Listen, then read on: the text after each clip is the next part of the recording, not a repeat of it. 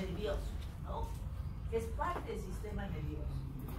Son estructuras muy pequeñas que están en la región diencefálica, o sea, está en la base del cerebro, ¿cierto? Y está en un área muy reducida, en la cual están relacionados tanto el hipotálamo como el hipófisis, ¿ya? ¿Cómo participa el hipotálamo? El hipotálamo participa porque segrega hormonas, ¿ya? Hormonas que son liberadoras.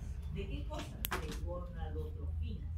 Solamente en este caso va a tener hormonas liberadoras de gonadotrofinas. O sea, todo lo que tenga que ver con el aparato reproductor, ¿ya? Y cuando el hipotálamo segrega esa sustancia, lo hace con una razón. ¿Cuál es? De estimular a la hipófisis. Y la hipófisis también responde a ese, ¿no es cierto?, a ese estímulo. ¿Cómo? Liberando después las hormonas estimulantes, ¿no es cierto?, de los folículos, la FSH. Esa es una sigla internacional. Entonces, en la primera mitad del ciclo de la mujer, que son los primeros 14 días del ciclo, se va a producir, la hipófisis va a liberar la FSH. ¿Y cuál es la función de la FSH? La función de la FSH que segrega la hipófisis es para actuar sobre el ovario. Si ustedes se están dando cuenta, es con cascada. El hipotálamo actúa sobre la hipófisis sobre el ovario, y el ovario por todas las estructuras de la mujer, tanto mamas, ¿no es cierto?, la parte anatómica de la mujer, la vagina, el cervix, etc., ¿no? Entonces, la hipófisis en la primera mitad del ciclo va a formar FSH, que son hormonas estimulantes de los folículos, y en la segunda mitad del ciclo va a liberar hormona luteinizante, que su sigla es LH, ¿ya? Muy bien. La hipófisis estimula de esta manera al ovario en la primera mitad del ciclo. ¿Qué dice FSH? Es que ya los folículos, ¿no es cierto?, comienzan a madurar en el ovario. O sea, por eso dice FSH, o sea, hormona estimulante de los folículos. ¿Dónde están los folículos? En el ovario, ¿ya? Entonces, en la primera mitad del ciclo ovárico, también el ovario responde produciendo estrógenos. ¿Por qué? Porque los folículos están dentro del ovario. Entonces, cuanto más crece, cuanto mayor número de células foliculares hay, mayor nivel de estrógeno. Muy bien. Cuando ya se produce la ovulación y termina la primera fase ovárica, o sea, lo que viene a ser la fase folicular, entonces se libera la LH. La LH va a estimular el ovario. ¿Para qué? Para que éste actúe en el momento que tiene el folículo grave, ¿no es cierto? Un nivel rápido de un pico de LH hace que rompa al folículo grave, ¿no? Eso lo vamos a ver en la imagen. Y entonces el ovario responde ya con la aparición de progesterona y estrógenos en menor cantidad en la segunda mitad del ciclo. Es necesario también señalar que la mujer, cuando entra en la maduración del ciclo sexual, ¿no es cierto?, entra, ¿no es cierto?, con la aparición de la primera menarquia, o sea, su primera menstruación. Eso está indicando que ya empezó su proceso madurativo del aparato reproductor. Entonces, la primera menstruación se llama menarquia, y la última menstruación, que ya termina, ¿no es cierto?, su proceso de reproductivo, se dice menopausia, y está entre los 45 y 50 años. 45 y 50 años. Y no se olviden que el ciclo ovárico, su producto principal es el ovocito secundario parcialmente maduro, porque todos ustedes que son todavía señoritas, ¿no es cierto?, no producen óvulos, producen ovocito secundario parcialmente maduro. Eso es lo que libera en cada, ¿no es cierto?, ciclo. ¿Correcto? Bien.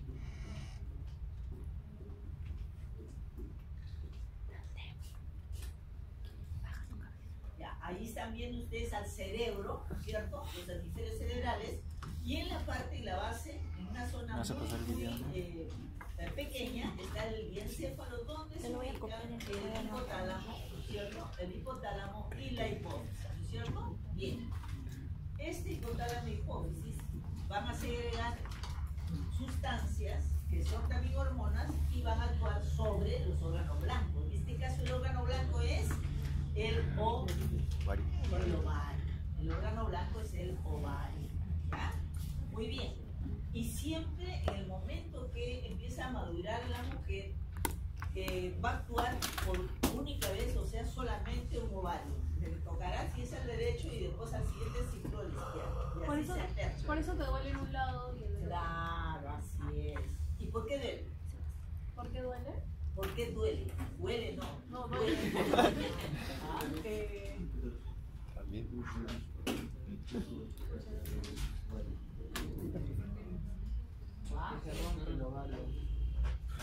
¿Ustedes creen que cuando hay una ruptura, porque hay mecanismos hidrodinámicos y también lógicamente que cuando se libera abruptamente la LH, ¿ya? Y este va a actuar sobre lo que es el ovario, haciendo que el folículo que está en tensión, es como que tú lo pusieras en un globo lleno de agua, llega a su máxima expresión y llega solamente un estímulo nomás, se estalla. Y ese estímulo es la LH. Un aumento, un pico de LH de manera brusca, y eso hace que se rompa el folículo de Graf. ¿Ya? Pero en ese momento, el folículo de Graf también su estadio es bastante fugaz. Casi no vas a encontrar en los ovarios un folículo de Graf. Uno cercano al folículo de Graf, pero jamás vas a encontrar un folículo de Graf. ¿Por qué? Porque es un estado, ¿no es cierto?, bastante fugaz. Está en el folículo secundario, y folículo secundario pasa a folículo de Graf y ya está ahí. ¿Ya? O sea que es rápido. Bien. Tenemos ahora las características hormonales que nosotros vamos a observar en la mujer conforme va madurando. Son las características sexuales secundarias y las características sexuales primarias. Las características sexuales primarias es a través de, ¿cierto?, los genitales, ¿no? En la mujer va, ¿cierto?, madurando tanto la vagina, los labios menores, los labios mayores y el vello púbico, ¿no es cierto?, características muy especiales en la mujer. Y los senos, ¿cierto?, comienzan a ponerse un poco sensibles por el estímulo hormonal, y también hay un dolor, o sea, a nivel de las caderas, ¿no es cierto?, de la pelvis. Y las características secundarias serían esas, o sea, el aumento de las caderas, la piel también muy suave, y los senos se vuelven turgentes, ¿no? Y el moco del cervix también se vuelven filantes, ¿no? O sea, hay varios cambios en la mucosa del cervix, como en el pH de la vagina. O sea, todo cambia por esto del ciclo sexual de la mujer. Pero lo que más nos interesa ahora, que este es el órgano blanco, esta es la estrella de todo. ¿Por qué? Porque el hipotálamo y la hipófisis actúan sobre el ovario, que el ovario va a tener transformaciones anatómicas, histológicas y hormonales. En la primera mitad del ciclo, lo que hace, gracias a la FSH del cerebro, de la hipófisis, se transforma en esto. Mira, va desarrollando un conjunto de folículos y van madurando. Miren, van madurando. Han entrado en una fase folicular. Esta fase folicular pueden madurar 11, todos los 11, pero lógicamente no están como mellicitos, todos igualitos, no. Algunos van a ser mucho más desarrollados, otros están muy prematuros, muy maduros. Entonces, todos están en el concurso de quién llega primero. El que llega primero al folículo de Graf es el que libera el ovocito, y el resto se detiene automáticamente como reloj. Y comienza la carrera de degeneración. Y se convierten estos folículos en folículos agresivos. a 13. ¿Ya? Nosotros también tenemos que saber que el ovario, ¿cierto? Gracias a la liberación, ¿no es cierto?, de hormonas estrogénicas, lo que hacen los estrógenos en el útero es restaurar. ¿Se acuerdan ustedes de la hemorragia que tenía al inicio del ciclo? Ya estaba pelado, o sea, habían eliminado todo lo que viene a ser el útero, ¿no es cierto?, de fase funcional, o sea, lo que es el endometrio funcional. Entonces, esto es lo que hace gracias a estas hormonas que liberan estos folículos, células foliculares. Entonces, en el útero lo que va a estimular es la restauración. Entonces pasa a una fase del útero, va a pasar a la fase proliferativa. Entonces va creciendo como un gras hasta adquirir las características, ¿no es cierto?, de un nido. Entonces en la segunda mitad del ciclo ya esto se transforma, ¿no es cierto?, en un nido. Entonces, las características para terminar de la fase ovárica, ¿no es cierto?, o sea, la primera fase que es folicular, termina con la ovulación. Y el mecanismo por lo cual se produce la ovulación es por la liberación, ¿no es cierto?, brusca de la LH, que permite, ¿no es cierto?, la ruptura de las membranas que forman el folículo de Graham. ¿Verdad? Entonces, cuando se libera el ovocito secundario parcialmente maduro, va acompañado de su membrana pelúcida, que es una glicoproteína, ¿ya?, y que lo protege con una esfera, ¿ya?, con una suerte de una membrana así como un quiebre de un globo, ¿no?, que lo va protegiendo el ovocito. Y también el ovocito está rodeado no solamente de la membrana pelúcida, sino de la corona radiada, células foliculares que están, ¿no es cierto?, que están impregnadas alrededor del ovocito y lo protegen hasta el momento, ¿no es cierto?, de la fertilización. Bien, entonces, ¿qué pasa? En ese momento que es liberado ya el ovocito, empieza entonces ¿cierto?, la presencia de qué hormona folicular. ¿Qué hormona folicular empieza a hacer su aparición y a estimular al ovario? ¿Qué hormona? LH, así es. La hormona hipofisiaria, la segunda fase es la LH. Pero yo quería que una pregunta interesante. Ya pasa, no pasa. Entonces decimos que la LH, ¿no es cierto?, empieza a estimular al ovario para que entre en su segunda fase. ¿Cómo se llama la segunda fase del ovario? ¿Fase lútea? No, la segunda fase ovárica. Fase lútea. ¿Ya? Si ustedes ven acá, miren, si ustedes ven acá folículos, esta primera mitad, o sea, los 14 primeros días del ovario, se llama fase folicular. Esta es la fase folicular. Después de la ovulación empieza la segunda fase del ovario, que es la fase lútea. ¿Por qué? Porque se está desarrollando el cuerpo lúteo. ¿Ya? Muy bien. Y hemos hablado también que el cuerpo amarillo que está desarrollándose acá, ¿cierto?, que está formando, está creciendo, está produciéndose niveles altos de progesterona y estrógeno. Entonces, por lo tanto, esas hormonas están actuando como si fuera una placenta, mantienen el embarazo. Si en algún momento en la trompa uterina este ovocito es alcanzado por el espermatozoide, entonces ya se está formando la gonadotropina con el gametoma. ¿Ya? Entonces, simultáneamente al desarrollo, ¿no es cierto?, del cuerpo amarillo, ya ¿cierto?, ya tiene un olfato, ¿no? Ya sabe que se ha producido en algún momento de su formación de la fase lútea, ¿no es cierto?, que ya va a haber un huevo que se va a anidar y por lo tanto requiere de que el cuerpo amarillo, ¿no es cierto?, mantenga ese proceso. Su función del cuerpo amarillo es entonces mantener la posible gestación. ¿Ya? Y también va a ser importante porque gracias al grupo amarillo se produce el líquido. Puede o no fertilizarse el ovocito, pero ya está preparado el nicho. O sea, esa es su función. Cada vez que hay un cuerpo amarillo, o sea, la fase ovárica, que es la fase lútea, es función mantener el nicho. ¿Correcto? Muy bien. Y va a estar presente hasta el 23º día del ciclo. ¿Por qué? Porque hasta ese momento puede esperar que la señal química, ¿no es cierto?, llegue para que este se mantenga por espacio de 4 meses más. ¿Ya?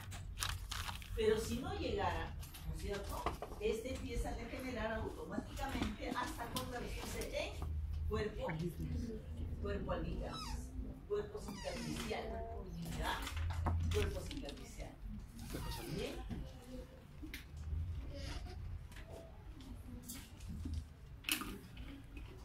¿Ya? Entonces, no olvidar que en la primera semana del ciclo sexual, ¿qué cosa ha ocurrido? La FSH, ¿no es cierto?, promueve la aparición de un conjunto de folículos que empiezan su proceso madurativo.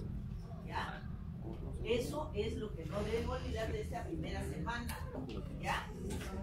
En la segunda, miren, en la primera semana, los niveles miren los niveles hormonales, miren los niveles hormonales del ovario, está poquísimo, está bajo. Se está produciendo estrógenos y empieza la carrera madurativa de los folículos que empiezan la carrera de maduración. Y ahí, miren qué ovario se está desarrollando, está funcionando. El derecho. Muy bien. Sigue, miren, terminando la primera semana, ya vemos que hay uno que empieza a distinguirse como el que está madurando más rápido que el resto, ¿no es cierto? Ya, dependerá de cuántos folículos está y qué nivel de estrógenos tenga cuando empieza a aumentar los niveles de estrógenos en sangre de la mujer. Este es el ovario de una niña, ¿no es cierto? El ovario de una niña se caracteriza porque tiene un ovocito, miren, ovocito primario, ¿no?, con una hilera de células folliculares planas. Y la característica es de que cuando hay células folliculares planas no existe membrana pelúcida. No existe membrana pelúcida. La membrana pelúcida es producida por los folículos, pero cuando los folículos están cúbicos, no planos. Eso está inmaduro. ¿Ya?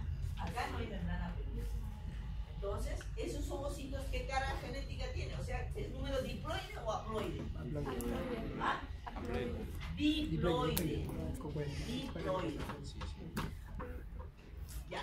¿Cuál es la característica de la segunda semana? La segunda semana es cuando, ¿no es cierto?, ya se prepara, ¿no es cierto?, ya se prepara el folículo de Graf a eclosionar, está esperando el aumento brusco de LH, ¿no es cierto? Y entonces el folículo de Graf muestra, ¿no es cierto?, como el folículo de Graf han visto ustedes en la pantalla en el laboratorio, que es bastante grande, que ocupa gran volumen del ovario, ¿sí? ¿Han visto? Es grande. Entonces eso nos está indicando que la mujer, o sea la mamá o la mujer en este caso, está alcanzando niveles muy altos de estrógenos en sangre, ¿ya? Y eso va a gatillar a la hipófisis para que ésta suelte a la LH. ¿Bien? ¿Qué más hay en la segunda semana? En la segunda semana también ya están terminando la fase proliferativa del útero, porque esas hormonas de tipo estrogénico son para restaurar el útero, ¿cierto?, en esta segunda semana del ciclo. Estos son, ¿no es cierto?, el folículo de Graf que está desarrollándose, que está madurando, y ya termina la segunda semana con la eclosión, un forado ahí en el ovario, en la cual, ¿no es cierto?, ya se libera el ovocito y los niveles del estradiol son altos, muy altos. ¿Cuál es la característica de la tercera semana del ciclo sexual? Las características son que las hormonas hipoficiales siguen produciendo LH, Y la LH, ¿no es cierto?, mantiene al cuerpo, ¿no es cierto?, amarillo. Y el cuerpo amarillo ya tiene dos tipos de células, las granoluteínicas productoras de progesterona y las tecoluteínicas productoras de estrógeno. ¿Ya? Otra de las cosas que también deben saber es que cuáles son, o sea, cuál es el mecanismo de la hemorragia menstrual. ¿Saben ustedes cuál es el mecanismo de la hemorragia menstrual? La caída de la falta de hormona de ¿El endometrio qué? Se desgarra, se desprende, Claro, es una de las cosas sangre. importantes. la caída de progesterona. Pero sobre todo, ¿qué cosa es? Sí. Ahora puede prender la luz aquí. Sí, por favor. No se ve. Ah, ya. ¿Dónde se prende? ¿Dónde está la luz? Ahí. Ahí está. Ya. Ahí se prende todo. Uno nada más. A ver. El otro. A ver lo mejor. Es que no voy a ver. Sí, ven, sus hijos que están comiendo, no está echando. Una bola, ¿no? Ya, la pregunta acá era, ¿cuál es el mecanismo productor de la hemorragia menstrual? ¿Por qué se produce la hemorragia menstrual? Porque no hay progesterona, caída de progesterona. Bajo niveles de progesterona y estrógeno llamado bajo niveles de progesterona y estrógeno. ¿Bajo niveles? Caída. Caída de estrógeno y progesterona. Claro, pero sí, pero lo que pasa Porque es no hay que HCG porque el cuerpo. cuando no recibe la señal del cuerpo amarillo, Ya no, hemos dicho que ya no va Muere. a ver GHC. ¿no? Muerte del cuerpo No, lúteo. quiero ver el cuerpo lúteo. Claro. Así es. Entonces, tienes que correlacionar eso. O sea, si ya no hay estímulo para que siga manteniéndose el cuerpo lúteo, entonces, ¿qué va a pasar? Este va degenerando. ¿Y qué es lo principal? ¿Qué es lo que va a perder? Dejar de producir las hormonas ováricas, como la progesterona y esto.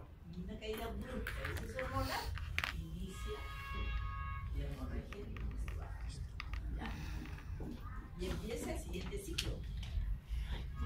Ya, en la tercera semana se ve el cuerpo amarillo y los máximos niveles de progesterona y estrógenos en sangre. Que está ahí en las probetas que están abajo, ¿no? Ya está el cuerpo amarillo, ¿cierto? Y la cuarta y última semana del ciclo sexual, ¿cierto? Lo que se caracteriza es que el óvulo que no ha sido fertilizado, ¿cierto?, ya se mueve, se libera con la hemorragia menstrual.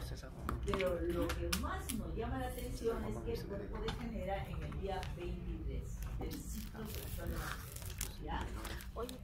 Y aquí también tenemos que ver cuál es el mecanismo de la menstruación, ¿no? La desintegración del endometrio, ¿no es cierto?, es la que produce la hemorragia menstrual. Pero ¿cuáles son los contenidos de la hemorragia menstrual? ¿Cuáles son los contenidos? ¿Qué cosa es lo que corresponde? O sea, ¿qué elementos, qué sustancias va a consistir de los productos de la menstruación? Solamente sangre. El estrato básico. Claro, esa es la capa funcional del endometrio. ¿Qué más? La capa funcional del endometrio. ¿Qué más? ¿Ah? ¿Qué más? ¿Ah? Glándulas de células. ¿Glándulas? De células folliculares. ¿Glándulas de qué? Sí, está bien. Glándulas. ¿De qué? Uterinas. Y células Claro, folliculares. claro, ellos están dentro de lo que es El estrato. la capa funcional del endometrio. ¿Qué más? Además de la capa funcional del endometrio, hay algo más. Es el ovocito muerto, ¿cierto? Es el ovocito. Y como hay primero, antes de la hemorragia menstrual, hay una fase isquémica donde hay una vasoconstricción, ¿no es cierto?, de los vasos uterinos, las arterias uterinas, y entonces eso, ¿qué cosa hace? Una vasoconstricción es el cierre de la luz de las arterias, ¿ya? Se contrae y depriva de irrigación a la zona, ¿no es cierto?, del útero. Por eso es que se necrosa y cae, como una cosa cae, ¿no?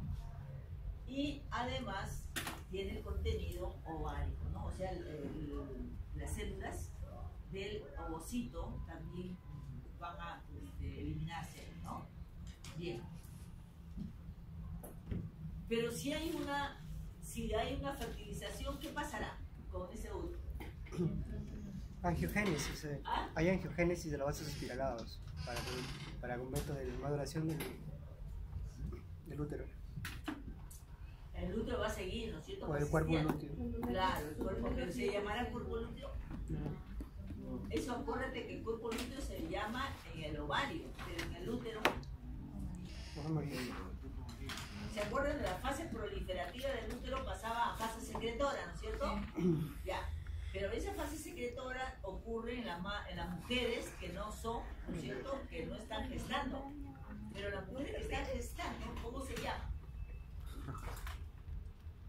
Las mujeres que están gestando ya, ¿cómo se llama esa fase?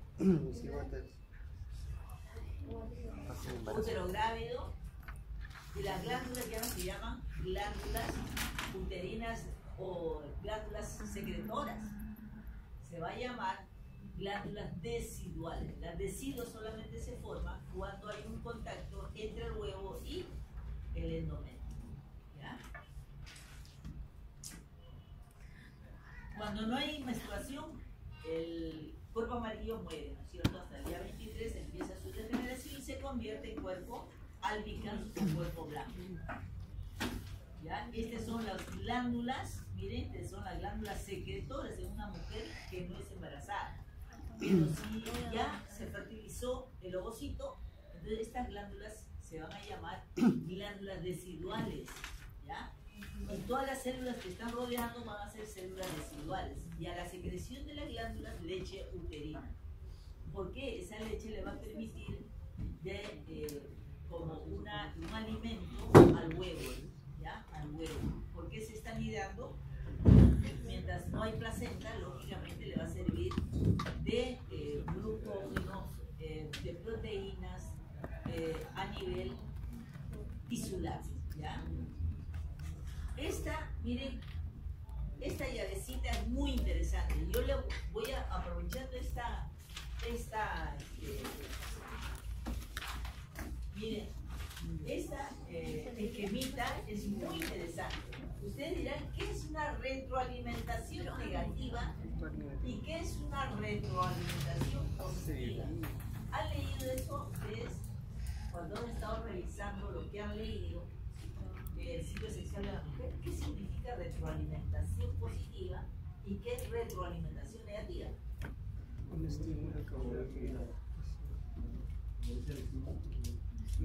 estímulo de qué? Favorece a la que siga viendo el estímulo. Es una cosa bien sencilla. Mira, la retroalimentación positiva es en el caso cuando, miren, cuando el ovario, ¿no es cierto?, está en la fase folicular. ¿Se acuerdan cuando están todos los folículos que estaban en la carrera de maduración y llegan al grafo? Y si llegan al grafo es porque todas las células foliculares están produciendo ¿qué hormona? ¿Qué hormona está produciendo? Es estrógeno. Entonces la mujer no tiene mayor nivel de estrógenos justamente cuando llega al cuerpo de folículo de grafo. Claro que sí. Entonces, ese estrógeno, ¿no es cierto?, que está produciendo en la fase folicular del ovario, miren lo que hace. Llega a la hipófisis, ¿no es cierto?, y va a haber una estimulación positiva. Mayor nivel de estrógenos y la hipófisis, mayor nivel de LH. ¿Ya? Más nivel de estrógeno, mayor nivel de LH. Eso es positiva. En tanto que la retroalimentación negativa, ¿no?, es cuando en el ovario, ¿no es cierto?, en el ovario ustedes están viendo que en el cuerpo lúteo hay mayor cantidad de progesterona, ¿no es cierto?, y cantidad de estrógeno. Y como está en su plenitud, ¿no es cierto?, está funcionante el ovario, ¿qué va a hacer?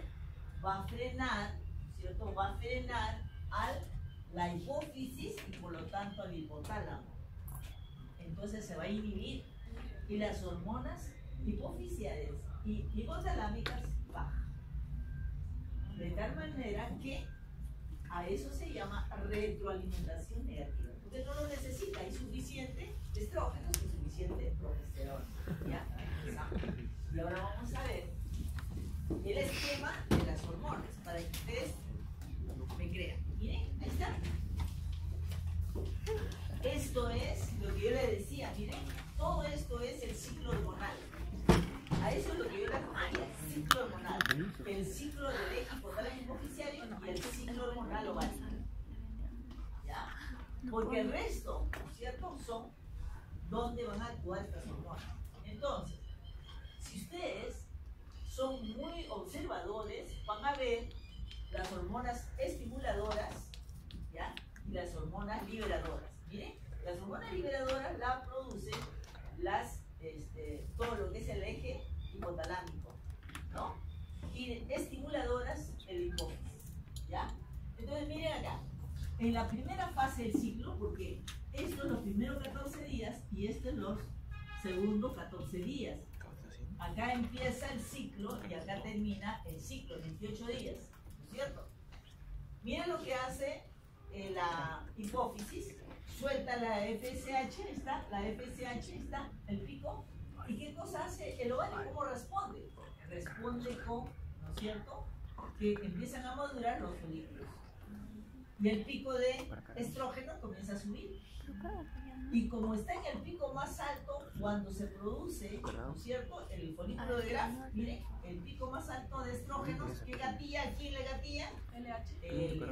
Mira el pico más alto, ¿qué hace la leche? Rompe el folículo de Graf y se produce la ovulación. Entonces, ¿cuál es el mecanismo de la ovulación? Que se le aumentó a producto de LH. ¿Ya? LH. Muy bien. Ahora, esto que hemos visto acá, aumento de estrógenos, aumento de hormonas hipofisiarias, es el retroalimentación positiva. Más hormonas, ¿no es cierto? Más hormonas estrogénicas, más hormonas hipofisiarias. Ahora pasemos a la segunda fase. Tenemos, ¿no es cierto?, la segunda, después del pico, la LH. Entonces, la LH, ¿qué hace en el útero? En el útero lo que está haciendo es estimular, ¿no es cierto?, estimular al cuerpo maligno, ¿ya? O sea, las células que han quedado en esta bolsa de los folículos, entonces ahí comienza a desarrollarse el cuerpo maligno, ¿ya? Entonces, comienzan a crecer, ¿qué cosa? Comienza a crecer la progesterona, que es esta, miren, esta es la progesterona que está en un pico alto, y también los estrógenos. Pero ¿qué hacen los estrógenos y progesterona? Miren, ¿a quién ha frenado? Ha frenado a la hipófisis. ¿Ha visto cómo ha bajado hasta el piso la secreción de las hormonas hipofisiales? Entonces, estas hormonas ováricas han frenado, ¿no es cierto?, al eje hipotálamo hipofisial. A eso se llama retroalimentación negativa. ¿Ah? Y hasta acá, este es un ciclo normal, funcional de la mujer que no se embaraza. Pero si el huevo, ¿no es cierto?, llega a anidarse, miren, esto se convierte en cuerpo lúteo glávido. ¿Ya? Y acá se mantiene el nicho, ¿no es cierto?, hasta que el huevo se anide. ¿Ya? Se anide y hay cambios estructurales y anatómicos en el útero y en el ovario de la mujer embarazada. ¿Ya? Es otra característica que vamos a ver, ¿no es cierto?, más adelante.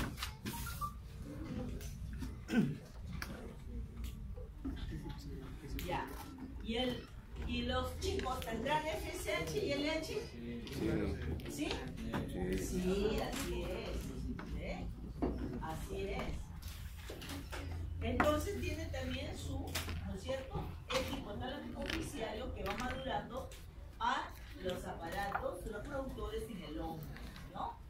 Y también igual su órgano blanco es el testículo, como en la mujer el ovario. ¿Ya? ¿Y qué le dan a ese macho men? Le dan características, ¿no es cierto?, secundarias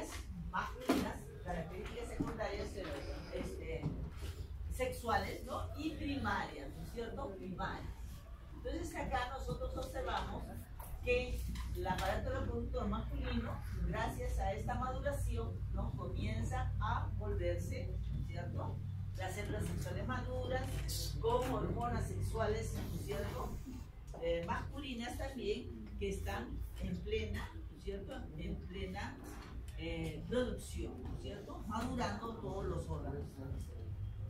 La otra cosa también que tiene que ver es que las células de Sertoli tienen un lugar muy importante en el testículo. Acuérdense que las células, para nosotros estudiar, por ejemplo, los órganos de la reproducción, que es ovario y testículo, nosotros tenemos que ver que el objetivo era estudiar la línea espermatogénica. Son células testiculares, ¿no es cierto?, pero espermatogénicas. ¿Cuáles son? Espermatogonio, espermatocito primario, secundario, espermatozoide. Pero a las otras células que son testiculares, pero no espermatogénicas, también son Leydig y Sertoli. Son células testiculares, pero no espermatogénicas, ¿correcto? Entonces, en estas, la Sertoli tiene tres funciones importantes. Uno, que es la de nutrición a la célula del espermátide. Segundo, es de sostén. Y tercero, es que produce una hormona llamada FIN. ¿Qué significa FIN? Factor inhibidor de Factor inhibidor de Factor inhibidor de miojo. Factor inhibidor de miojo. Esa es una pregunta de Renan. ¿Ya? No sé si lo han vuelto a preguntar el año pasado, pero eso caían. Pero los chicos que sí se recordaban, lógicamente era fácil, ¿no? Bien, vamos a ver ahora la hora de la fecundación, ¿ya? La fecundación, acuérdense que es un fenómeno que se desarrolla, ¿no es cierto?, dentro de estructuras propias, ¿no es cierto?, de la mujer, ¿ya? Porque el encuentro, ¿no es cierto?, de estas células es en la trompa uterina, no es en el testículo, es en la trompa uterina. Entonces, por lo tanto, la fecundación es, ¿no es cierto?, es el fenómeno que se desarrolla entre el encuentro de dos células sexuales maduras, ¿no es cierto?, que se encuentran en el tercio externo de la trompa, ¿ya? Y que esta, ¿no es cierto?, va a fusionarse el núcleo de la célula sexual femenina con el núcleo del espermatozoide, ¿ya? Pero también nos interesa, que es algo muy importante, que la combinación de los genes es de una manera al azar. Por eso que un individuo jamás es igual a otro. Aunque sean hermanos, nunca van a ser iguales. Entonces vamos a ver ahora esta característica. Miren, ¿le llama la atención esta figura? Miren, ese pobre espermatozoide, para llegar al ovocito, que es este, ha tenido que atravesar todo el tracto genital femenino, ha tenido que luchar contra los macrófagos de la vagina, el pH de la vagina, los leucocitos, los polimorfos nucleares, los monocitos, o sea, todos se le gustan a los pobres espermatozoides. Pero aún así, ¿no es cierto?, hay un grupo que llega, ¿no es cierto?, que llega a la trompa. Entonces, miren lo que estamos viendo acá. Este es un ovocito, miren, esta es su membrana pelúcida. Esta membrana pelúcida, que es una glicoproteína, tiene proteínas muy importantes que permiten, ¿ya?, que permiten tener ahí, lógicamente, receptores específicos para estos espermatozoides. Si eso no hubiera, sería rechazado el espermatozoide y no habría fertilización. Entonces, por lo tanto, tienen que saber ustedes que en la membrana pelúcida existen unas proteínas que son receptores específicos para los espermatozoides, ¿ya? Entonces, acá estamos viendo, miren, cómo, ¿no es cierto?, cómo la membrana pelúcida, ¿no es cierto?, es diluida por las enzimas que están en la cabeza del espermatozoide. Pero ¿quién le abrió el camino a través de la membrana de la corona radiada? No son esos espermatozoides, son otros espermatozoides que ya sucumbieron porque han eliminado sus enzimas para dejarle pasar a estos, ¿no es cierto? Entonces, esos son los que el primero llegan, ¿no es cierto? El que llega primero es el que fecunda, fertiliza. El resto se queda en medio camino, porque esto automáticamente se cierra una compuerta como si fuera, ¿no es cierto? De una manera automática se restituye todo y quedan, ¿no es cierto?, clavados ahí, pero no van a entrar citoplasma menos al otro. ¿Ya? Entonces, el juego, ¿no es cierto?, en la cual estas células van a poder ingresar a una célula que tiene, ¿no es cierto?, una carga genética totalmente, ¿no es cierto?, ajena, ¿no es cierto?, al padre. ¿Cómo es posible que pueda ser recepcionado, ¿no? Y además, miren, esta célula es gigante. Este es gigante, este parece una pulga. Es una de las científicos decía, lo llamaban al espermatozoide como si fuera un parásito. Un parásito, ¿no? Y entonces, ¿cómo es que fertilizaba al ovocito? Miren. Entonces, ahora vamos a ver lo que sucede.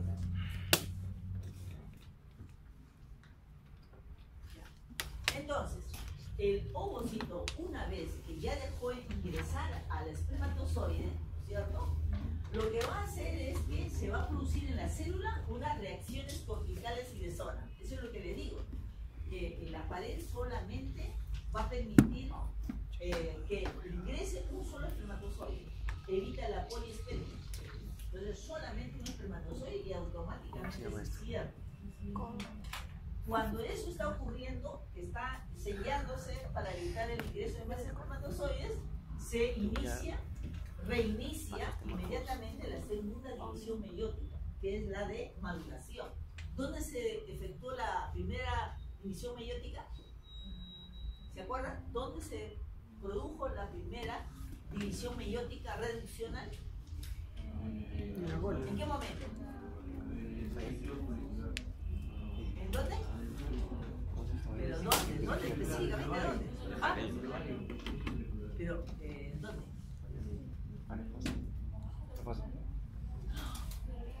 Los pelos. A ver, ¿dónde? Folículo de Graf. En folículo de Graf. En folículo de Graf es donde, ¿no es cierto?, va a ocurrir que va a completar su segunda división de maduración, o sea, su segunda división meiótica. Porque la primera, ¿se acuerdan? Perdón, la primera división meiótica, perdón, hemos dicho que es en Graf, la primera división meiótica.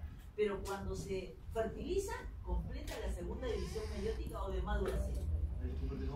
Ah, se convierte en óvulo, pero ya está fertilizado. ¿Ya? Es bien interesante eso.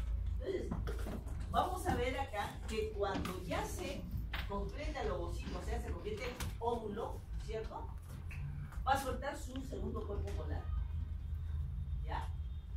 Y el cuerpo polar primario, o sea, el primer cuerpo polar, también se divide en dos, ¿cierto? Por eso es que va a haber tres cuerpos polares, ¿no? Y solamente una célula funcional. ¿Ya? Entonces, inmediatamente en ese momento también se activa, ¿cierto?, metabólicamente el ovocito fertilizado, que ya no es ovocito fertilizado, sino un huevo. Se convierte en un huevo. Ya. La pregunta también que le van a hacer en el momento del examen o en cualquier otro curso que está relacionado con la fecundación es que el impacto de la fecundación va a ser la respuesta de las siguientes, ¿no es cierto?, los siguientes puntos. Lo primero que ocurre después de la fecundación es que se va a restablecer el número diploide de cromosomas. La mitad de mamá y la mitad de papá se restaura y se convierte en 46XY si va a ser hombrecito, o XX si va a ser mujercita, ¿no? Y otro resultado importante es, se determina el sexo. Pero yo les pregunto, ¿es un sexo, ¿no es cierto?, es un sexo gonadal, es un sexo cromosomial, o es un sexo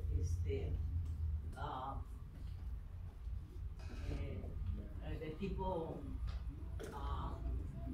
hay varios tipos de sexo, pero ¿cuál de qué sexo estamos hablando? Genital cromosómico, así es. Determinación de sexo cromosómico, ¿no es cierto?, del sexo cromosómico. El otro resultado es que se inicia la división, la segmentación, ¿ya? Se convierte después en 2 células hijas, en 4 células hijas, en, ¿no es cierto?, módulas, después blastómeras, y después se convierte, ¿no es cierto?, en un blastocisto, ¿no es cierto?, en la cual ya se va a ver el tropoblasto y el embrioblasto y empezamos, ¿no es cierto?, el desarrollo del nuevo ser. ¿Ya? Entonces no se olviden, el resultado de la fecundación es restauración del número de cromosomas, el número diploide de cromosomas. Segundo, se inicia y se va a instaurar lo que es el cromosoma sexual, XX o XY. Y tercero, ¿no es cierto?, se inicia la división o la segmentación, ¿ya?, que nos da un cierto lugar a la aparición ya del nuevo ser, como embrioblasto y tropoblasto, que vendría a ser la placenta. Y esta laminita es muy bonita porque lo que ya estamos, ¿no es cierto?, ya estamos iniciando. Si ustedes se fijan acá, la fecundación es el tercio externo de la trompa, donde se está viendo ahí los espermatozoides que están alcanzando los ovocitos. Después el cigoto se convierte en bicelular, o sea, en estadio de 2 células hijas. Después módula en tercer día y llega a la luz en el quinto a sexto día, ¿no es cierto?, cae hacia la luz, y el séptimo día se adhiere, empieza a adherirse porque va a eliminar la membrana pelúcida, ¿ya? Si no perdiera la membrana pelúcida, no podría adherirse, ¿ya? Y ahí termina lo que es la primera semana de